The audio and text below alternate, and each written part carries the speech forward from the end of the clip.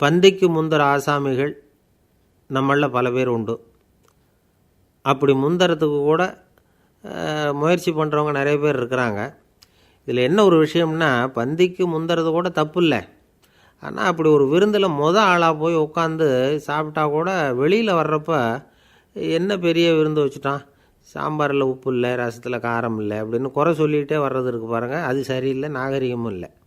கல்யாண பத்திரிகையில் என்ன போட்டிருக்குது, என் பொண்ணுக்கும் இன்னார் பையனுக்கும் கல்யாணம், எல்லாரும் குடும்பத்தோடு வந்திருந்து மணமக்களை ஆசீர்வதிக்கணும், இப்படி தானே போட்டிருக்கோம். குடும்பத்தோடு விருந்து சாப்பிட்டு சாப்பாடு எப்படி இருக்குன்னு அபிப்பிராயம் சொல்லிவிட்டு போங்க அப்படின்னா போட்டிருக்கு கல்யாண பத்திரிகையில். ஒருத்தர் வீட்டு விசேஷத்துக்கு போயிருக்கோம்னா எவ்வளவோ அசௌகரியங்கள் நமக்கு ஏற்படலாம். ஏராளமான கூட்டம் வந்திருக்கும். எல்லாரையும் அவங்க தனித்தனியாக கவனிச்சிக்கிட்டு இருக்க முடியாது. நாம் தான் அனுசரித்து நடந்துக்கணும். நாமளாக போய் வாழ்த்த வேண்டியவங்களை வாழ்த்தி விட்டு சேரணும். அதை விட்டுட்டு பத்திரிக்கை கொடுத்தானேன்னு போனேன், கவனிப்பே சரியில்லை அப்படின்னு புலம்பிக்கிட்டு இருக்கக்கூடாது. ஒரு விருந்துக்கு போனால் அங்கே எப்படி நடந்துக்கணும் அப்படிங்கிறத பற்றி கூட அனுபவசாலிகள் சில விவரங்கள்லாம் சொல்லியிருக்கிறாங்க. இந்த காலத்தில் கல்யாணம், பிறந்த நாள், அது இதுன்னு நிறைய விருந்துகள் நடக்குது. அதெல்லாம் எதுக்காக? மனித உறவுகளை வளர்த்துக்கிறதுக்காக தான், வேறு எதுக்கு?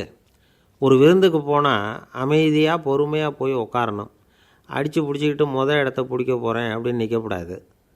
முதல் பந்தி நடந்துக்கிட்டு இருந்தால் அது முடிஞ்சு இலை எடுத்து சுத்தம் பண்ணதுக்கு அப்புறம் போய் உட்கார்றது தான் நாகரீகம்.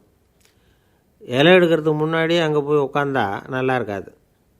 நீங்கள் சாப்பிட்டுட்டு உட்காந்துருக்கீங்களா, சாப்பிட்றதுக்கு உட்காந்துருக்கீங்களா, பார்க்குறவங்களுக்கு சந்தேகம் வந்துடும்.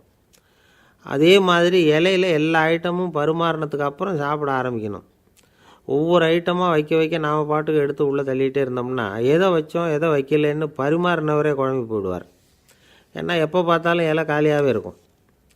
சாப்பிட்றப்போ உங்கள் சாப்பாட்டையே நீங்கள் கவனிக்கணும். அடுத்தவங்க இலையில் என்ன இருக்குது, பக்கத்தில் இருக்கிறவர் எதை அதிகமாக சாப்பிட்றார், இதெல்லாம் நமக்கு என்னத்துக்கு?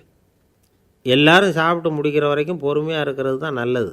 நீங்கள் மட்டும் திடீர்னு பாதியில் எழுந்திரிச்சு பக்கத்தில் இருக்கிறவங்களுக்கு சங்கடமாக இருக்குமேங்கிறதெல்லாம் யோசிக்காமல் நீங்கள் பாட்டு எழுந்திரிச்சு போகக்கூடாது. பக்கத்தில் உள்ளவங்க உங்களை எழுந்திரிக்க சொன்னால் எழுந்திரிச்சு போகலாம். விருந்துகளில் சாப்பாட்டை வீணாக்கிறதே ஒரு நாகரிகமாக போட்டுது இந்த காலத்தில்.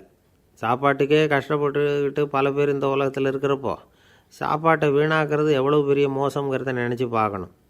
வேணுங்கிற அளவுக்கு கேட்டு வாங்கி சாப்பிட்றது தான் முறை. விருந்தில் இந்த பஃபே அப்படின்னு சொல்லி ஒரு முறை சொல்கிறாங்கல்ல, அதாவது உணவு வகைகளையெல்லாம் பொதுவாக ஒரு இடத்துல வச்சுடுறது, நமக்கு தேவையானதை நாமே எடுத்து ஒரு தட்டில் போட்டுக்கிட்டு சாப்பிட வேண்டியது. இதில் கூட சில பேர் தேவைக்கு அதிகமாக எடுத்து போட்டுக்கிட்டு வீணாக்குறாங்க. சில சமயம் கடைசியாக சாப்பிட போகிறவங்களுக்கு எல்லா ஐட்டமும் கிடைக்காம போகலாம். அதை போய் பெருசு பண்ணிகிட்டு இருக்கக்கூடாது. என்ன சார், இந்த அளவுக்கு கூடவா நாகரிகம் தெரியாமல் இருக்கிறோம், இதை போய் பெருசாக சொல்ல வந்துட்டீங்களே அப்படின்னு நினைக்கலாம். ஒருத்தர் 2 பேருக்கு இந்த விவரம் தேவைப்படலாம். அவங்க காதலையும் இது விழட்டுமேங்கிறதுக்காக தான் இது. ஒரு பெரிய கல்யாண விருந்து நடந்துக்கிட்டு இருந்தது.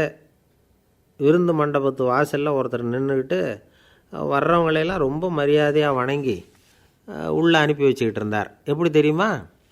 வர்றவங்க கையெல்லாம் பிடிச்சி முத்தம் கொடுத்து அதுக்கப்புறம் உள்ளே அனுப்பி வச்சுக்கிட்டு இருந்தாராம். கூட்டம்லாம் முடிஞ்சதுக்கப்புறம் அவர்கிட்ட போய் கேட்டிருக்கிறாங்க, சார், நானும் எவ்வளவோ விருந்துகளுக்கு போயிருக்கிறேன், இருந்தாலும் இவ்வளவு மரியாதையாக வர்றவங்க கைக்கெல்லாம் முத்தம் கொடுத்து வரவேற்கிறத இங்கே தான் பார்க்குறேன் அப்படின்னு சொன்னாங்க.